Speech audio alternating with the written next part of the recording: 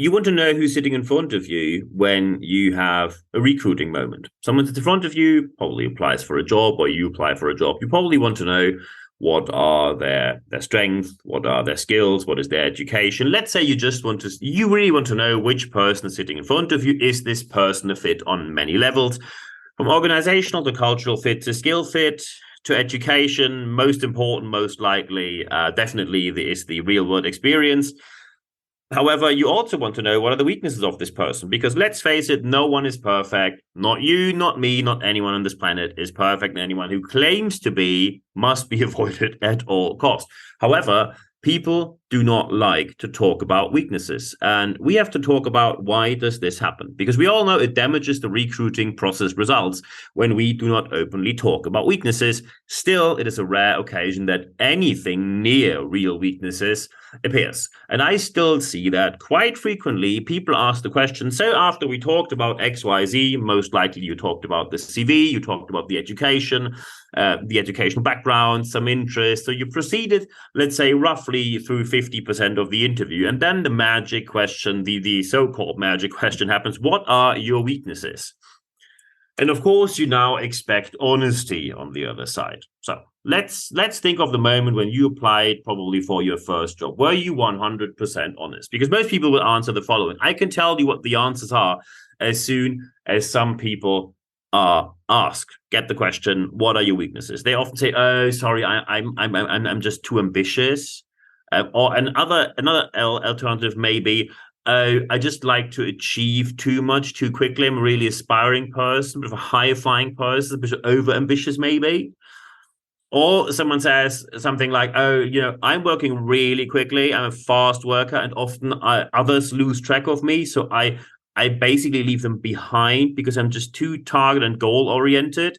And because I'm working too quickly, they are just a bit left behind and I have to walk back. None of these are weaknesses. Basically, you're saying, I'm perfect, others are not, I'm better than anyone else. The question is, what do you want to hear when you ask about weaknesses? And let's make this unambiguously clear. You never ask the question, what are your weaknesses? And I give you a couple of examples. If someone wants to know weaknesses, what are real weaknesses? I give you 3 examples. So one example for a weakness would be, I hate expenses reports because this repetitive work in details, the details that have a very low impact on the business, have a very low impact on my goals. It is just entering data for the data's sake to fulfill some sort of regulatory and compliance demand. And I'm not very good at that because it's tiring for me.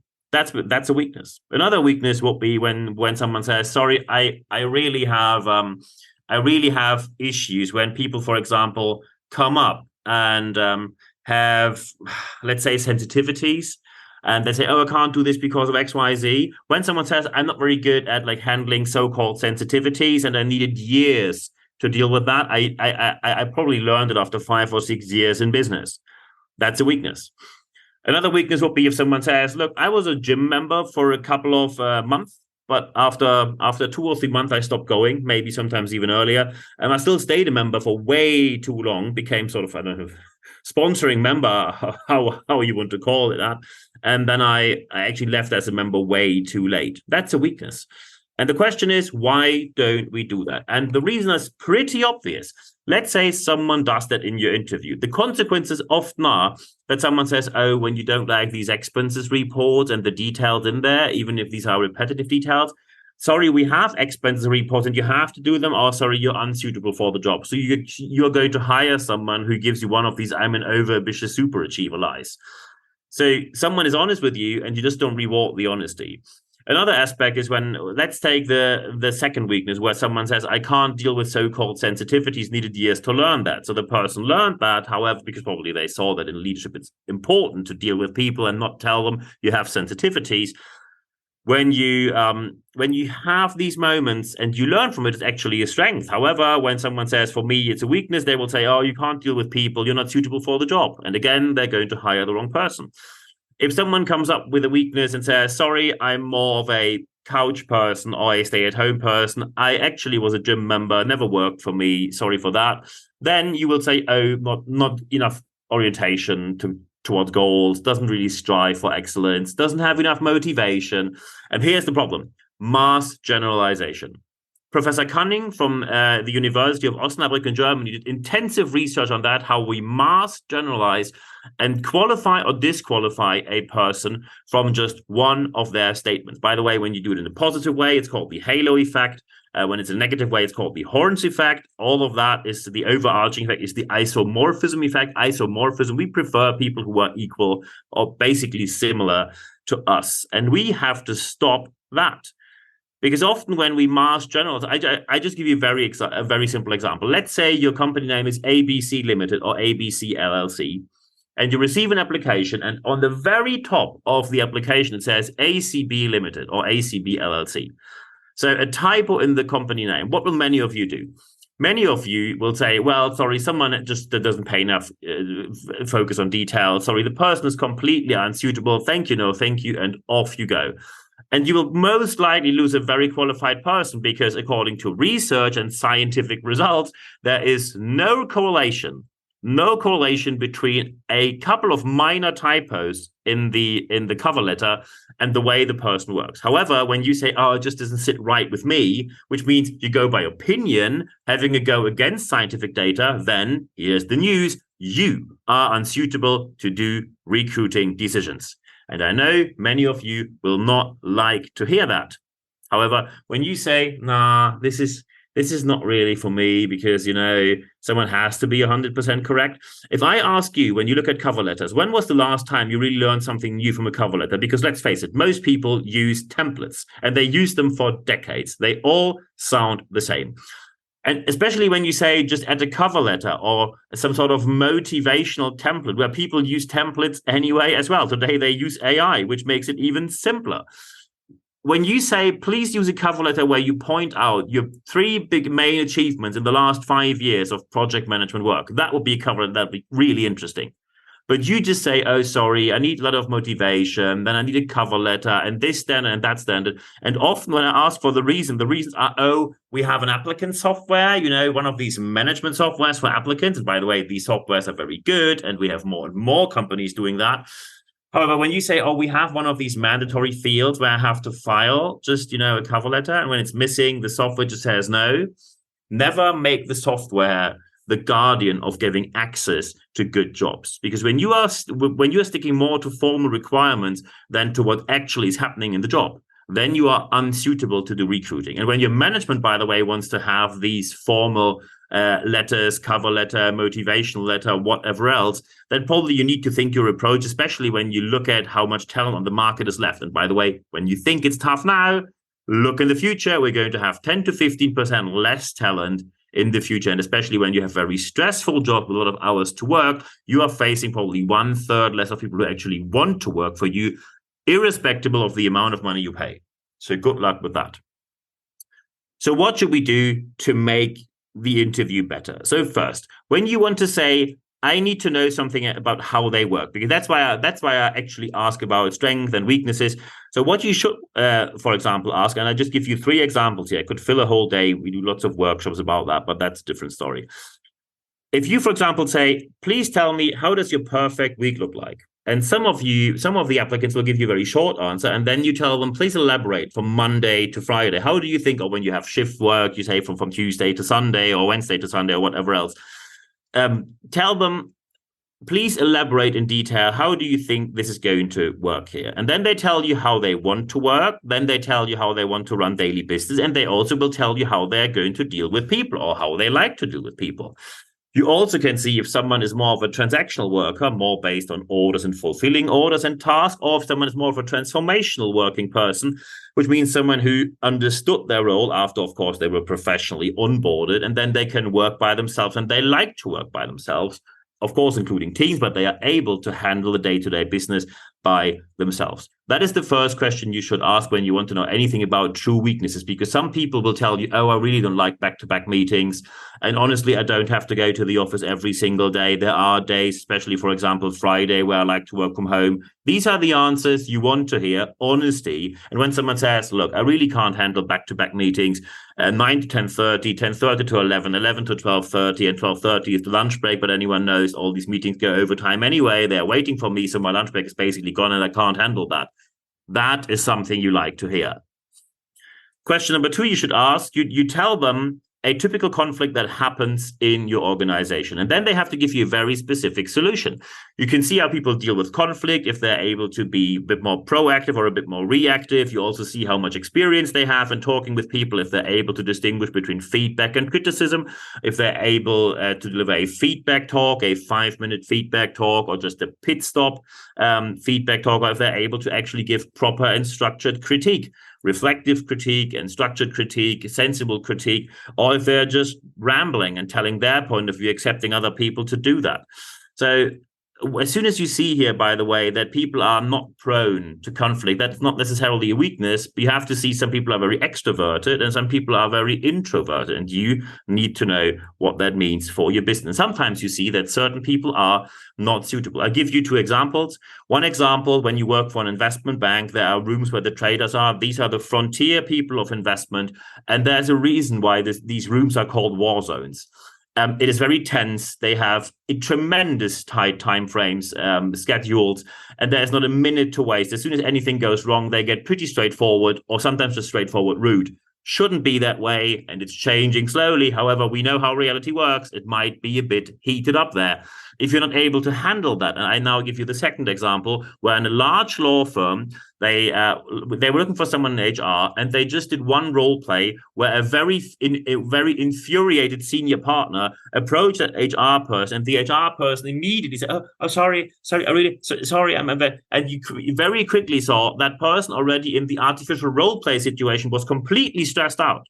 And then, unfortunately, they are not suitable or not suitable yet for that position. And of course, in law firms, partners now behave differently, especially due to a lack of talent on the market. However, you still know that there are certain people who have very special approaches to, let's say, how to deal with people. And I mean the partners who still distinguish between fee earners and fee burners. And yes, that term is still around, as unbelievable as it might sound.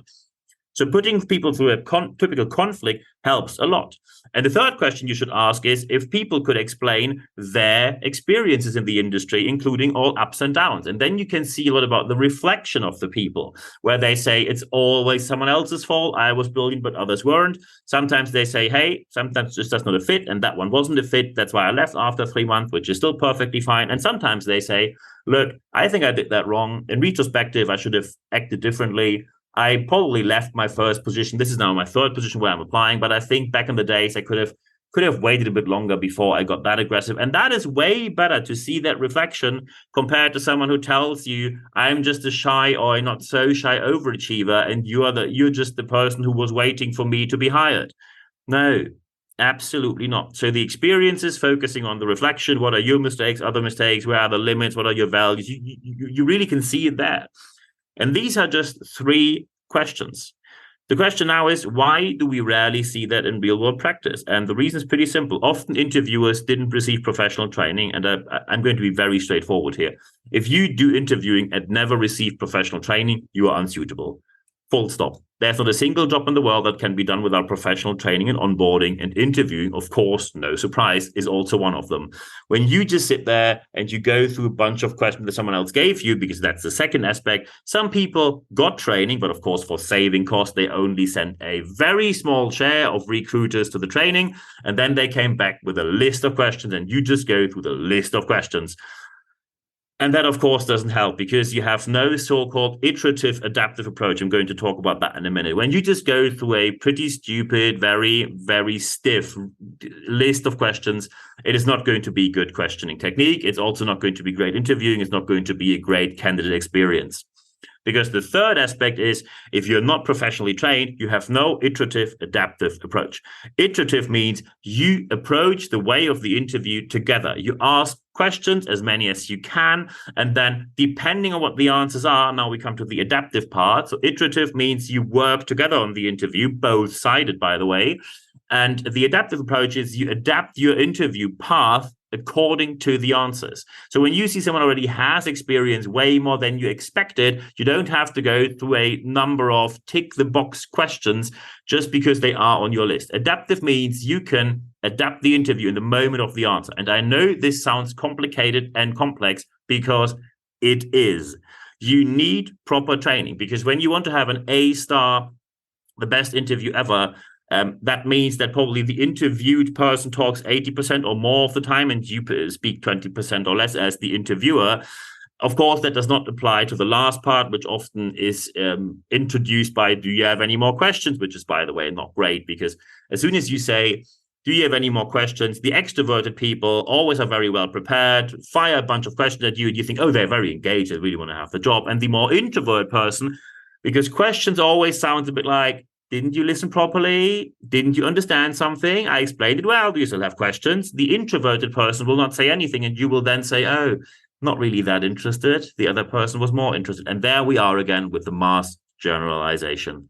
You should better say, is there anything open? Did I forgot something? Is there anything probably I missed that you like to talk about? Anything you like to add, or something which I didn't mention you like to have mentioned? That is a lot more open in the interviewing process. And of course, some people now will ask, Niels, when you talk about to learn it professionally, where did you learn it professionally? And I can give you a very quick answer to that. You see it on my LinkedIn. I learned it with Professor Susan Silby. She's a professor at MIT, the Massachusetts Institute of Technology. Not the worst university, to be fair. Very hard course, but very worthwhile. I did 2 courses there about conversational interviewing, because a good interview is about conversation, not about ticking boxes, filling out software, and going through lists. And when you want to know the person on the other side of the table or anywhere where you're sitting, the other person you talk to, as a whole person, including their weaknesses, you need a different approach. And now I gave you some ideas of how to do that. And now you have to decide on how you deal with that in the future. And of course, some people will now say, whoa, that's quite something. Can I ask you some questions? Yeah, we don't have to call on the question. Maybe I missed something which you'd like to talk about. Maybe you say we have a very special situation which you didn't mention. Could you please help me on with it? Of course I can.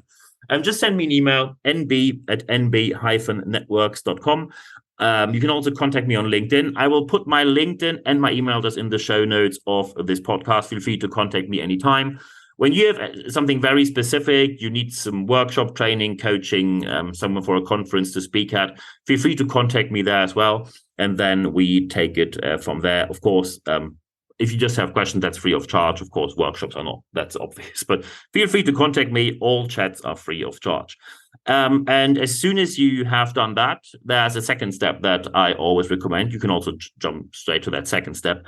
When you want to know, do we have live sessions? Yes, I do. There are live sessions with me. When you go to expert.nb-networks.com, then you find a chance to enter your email just there. And then you receive 1 email every Wednesday morning. It's 100% content, ad-free guarantee, where you receive all the access to the articles, to the podcast, but also access to the live sessions that we have. We have 1 live session at least a month, and then you can interact with me. It's available in English and German. No matter what language you like to talk about, I can speak English and German fluently, very basic French, even more basic Spanish. So that probably does not help, but English and German, always available for you anytime. But the third step is the most important one. Apply what you heard in this podcast this week, because only when you apply what you heard, you will see the positive change that you want to have in your organization.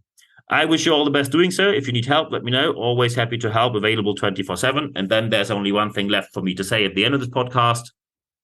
Thank you very much for your time.